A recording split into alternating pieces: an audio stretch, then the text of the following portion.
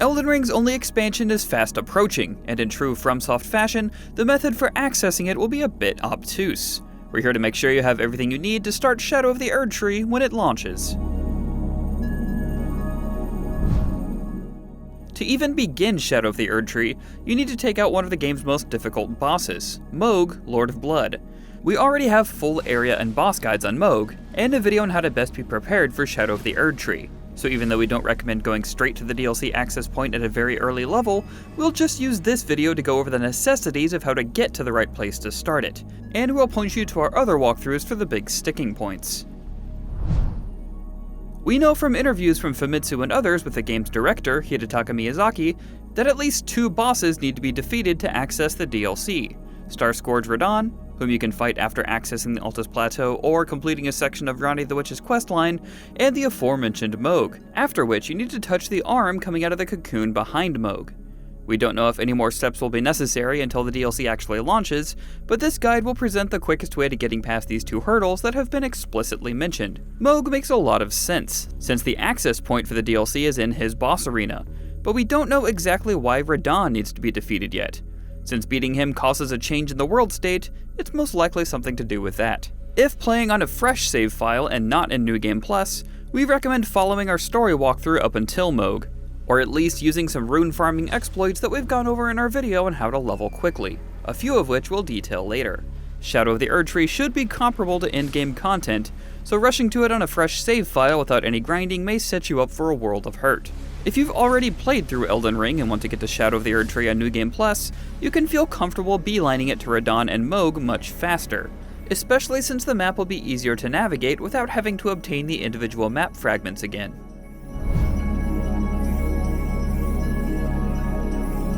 We mentioned up top that there were a few ways to trigger Radahn's festival, meaning his boss fight, and the quickest way we found on New Game Plus is getting to the Altus Plateau after defeating Magma Wyrm Makar. The other method for getting to the plateau, which may be the easier way on a fresh save file, is to find both halves of the Dectus Medallion in Forts Height and Faroth respectively, using the Grand Lift of Dectus, and activating the first Site of Grace. You can run straight through these forts without fighting to grab the medallion halves, but it'll be a bit harder to find your way to them without first filling in the map with map fragments. We found it quicker to beeline it to Makar to force your way onto the plateau, but the choice is yours if you'd rather use the medallion. Let's get started. Exit the tutorial cave, interact with the first Site of Grace in Limgrave, the first steps, and talk to White Mask Varé. Oh yes, tarnished are we? Ride to the gate front Site of Grace, and interact with it to rest and speak to Melina.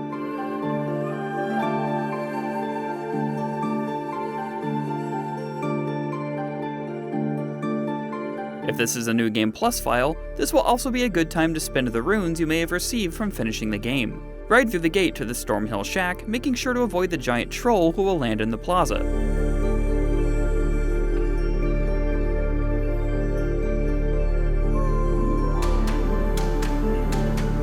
Interact with the Stormhill Shack Site of Grace.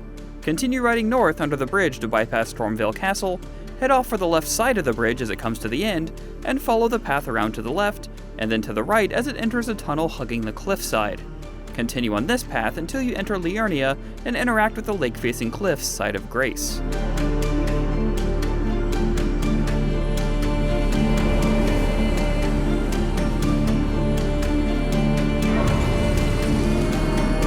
Continue to ride northwest through Liurnia, interacting with sites of grace you see along the way, especially ones that are close to the Rose Church, like fallen ruins of the lake right here.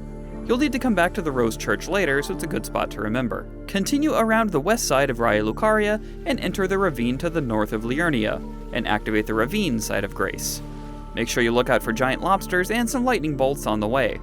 Follow the ravine all the way to the end where you'll find another Site of Grace next to a ladder. Go up the ladders and continue into the cave.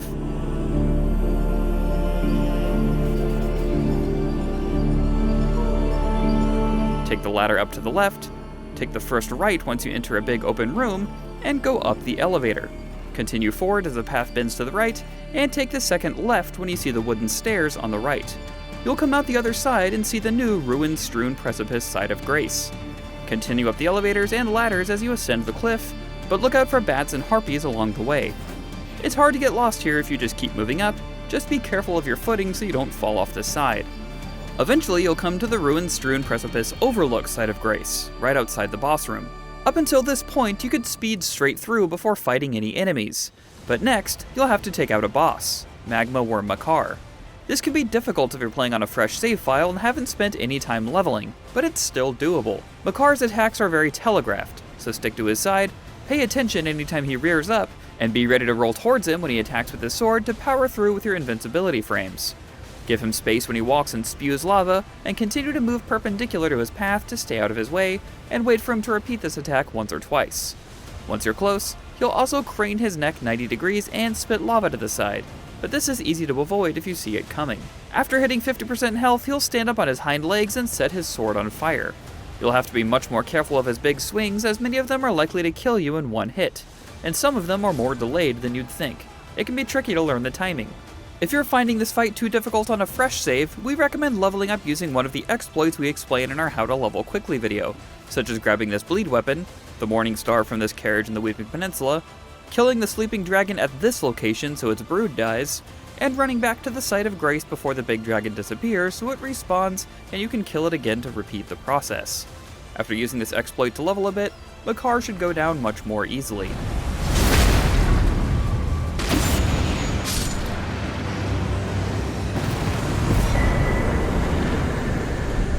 After defeating Magma Wyrm Makar, exit the dungeon to find yourself on the Altus Plateau. Now we can head to Radahn, interact with the nearby abandoned coffin site of Grace, and warp back to the Stormhill Shack.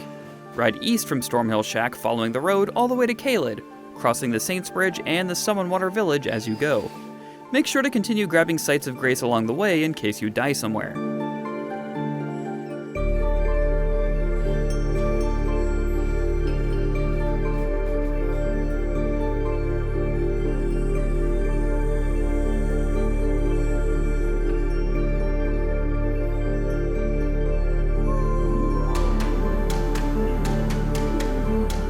Right along the main road in Caelid to the southeast to reach Redmane Castle.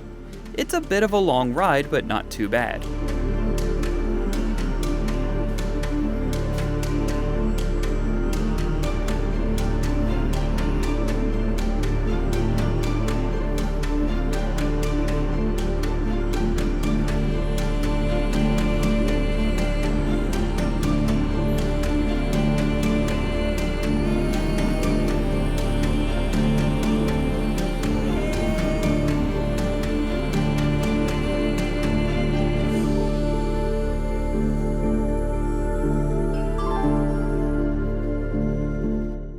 Alternatively, if you don't feel like riding that far, you can use the Sellia Crystal Cave trick. Head to the dragon-burnt ruins in Limgrave in the lake bed directly east from the first step site of Grace. Inside, you'll find a cellar full of rats and a trap chest that teleports you to the Sellia Crystal Tunnel in Caelid, getting you much closer to your destination. Run out of the cave back to the entrance, and activate this site of Grace. Hop on Torrent, ride down to the beachfront, then go left and follow the beach until you find the Sellia Understair side of Grace. Head up the nearby staircase into the town of Sorcery, and immediately head south along the main road through the town and out the front gate. Keep on following the road south-southwest, and you'll pass Sellia Gateway and eventually come to the Merchant. You should now be able to see Redmane Castle to the southeast. Keep following the road towards the castle, looking out for the giant dogs that can swarm you if you're not careful, until you reach a giant siege machine and the impassable Great Bridge site of Grace, just outside Redmane Castle. Look for the Sending Gate next to the impassable bridge site of Grace to take you straight to Redmane's Castle Plaza. This Sending Gate is only available after you've gone to the Altus Plateau, and the Castle Plaza will also now be free of enemies. Go speak to the Herald after climbing the staircase, and he'll open the door for you to enter. Go down the elevator, and go through the beachside Sending Gate to Radahn's boss fight. This is going to be another huge sticking point if you're not leveled enough, and we recommend being at minimum level 60, or preferably level 70, before taking him on. So you may want to grind a bit more unless you feel like really challenging yourself. If you're still rusty on this battle, we have a full guide for it on YouTube and IGN.com.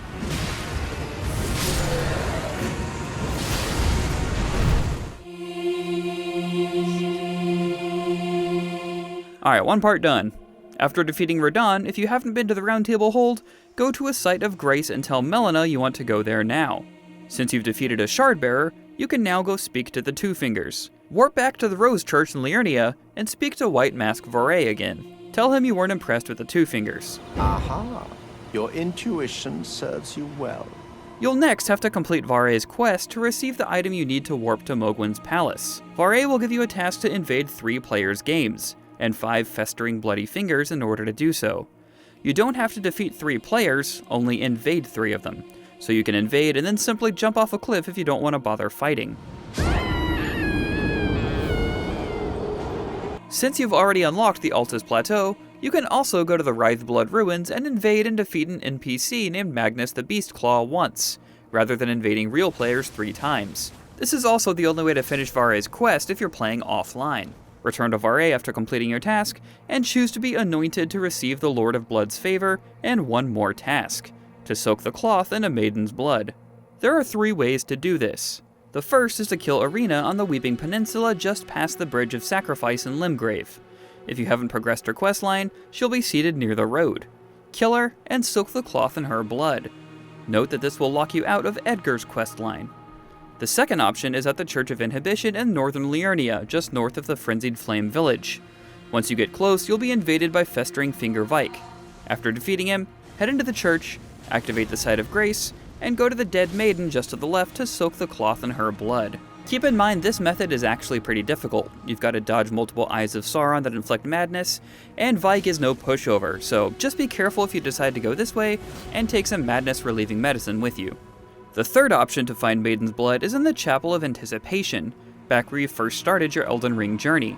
To get there, head to the 4 belfries on the western coast of the Liurnia of the Lakes region. The second belfry from the top, the one with the message Precipice of Anticipation out front, will take you back to the Chapel of Anticipation, but you'll need an imbued sword key to activate it. One of these keys can be found in the topmost belfry, but if you've already used that one, there's another in the Academy of Raya Lucaria and one in Sellia, Town of Sorcery. Their exact locations are in more detail on the Stone Sword Key page on IGN.com. Once at the chapel, you'll have to kill the Grafted Scion if you didn't do that at the beginning, head over the rope bridge, and you'll find the dead maiden you encountered when you began the game. You can now soak the cloth in her blood. No matter which method you use, once you have the bloodied cloth, you can return to Voré and receive the Bloody Finger. Speak to him again, and you'll receive a Pure Blood Knight's Medal, which you can use to teleport to Mohgwyn's palace.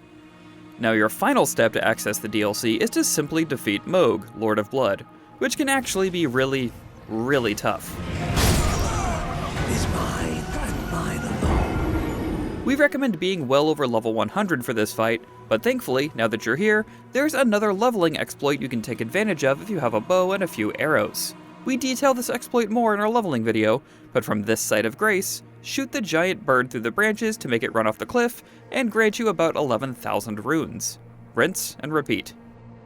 For the Mohg fight, make sure you're equipping armor or using items to increase bleed resistance, dodging through his blood attacks to avoid taking damage, and striking back after his overhead slam and thrust attacks.